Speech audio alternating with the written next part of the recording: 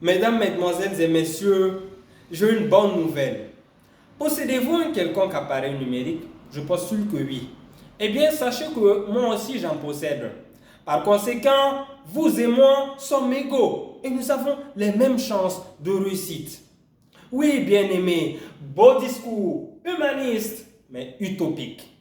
Vous l'aurez compris, nous parlerons du numérique et de l'égalité entre les citoyens.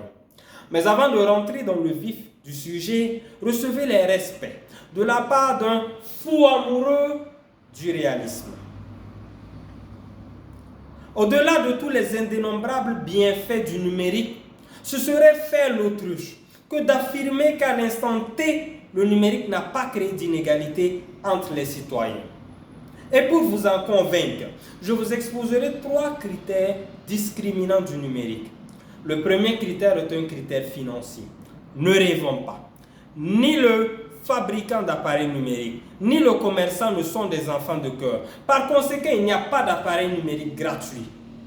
Mesdames, Mesdemoiselles et Messieurs, la conséquence est que nous avons alors 2 groupes. Le groupe de ceux-là qui peuvent s'offrir un appareil numérique et le groupe de ceux qui ne le peuvent pas. Appelons-les simplement les laissés pour compte de la révolution numérique.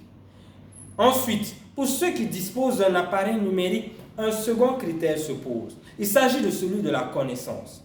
Là encore, nous avons 2 groupes.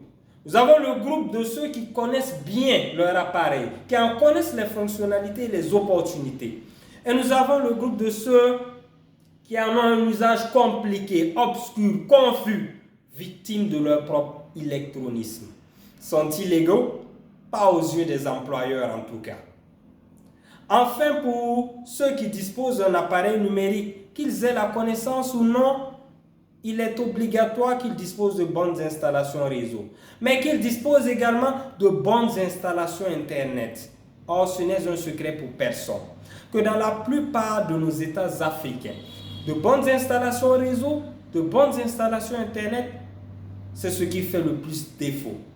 Et selon l'Association mondiale des opérateurs de téléphonie, en 2021, au sein de toute l'Afrique, nous n'avions que 28% de personnes qui avaient accès à l'Internet. La conséquence directe de tous ces critères, c'est l'apparition d'une économie numérique, aux conséquences honteuses, aux inégalités honteuses, avec d'une part des Bill Gates, des Steve Jobs, et d'autre part des hommes toujours humiliés dans la pauvreté d'antan.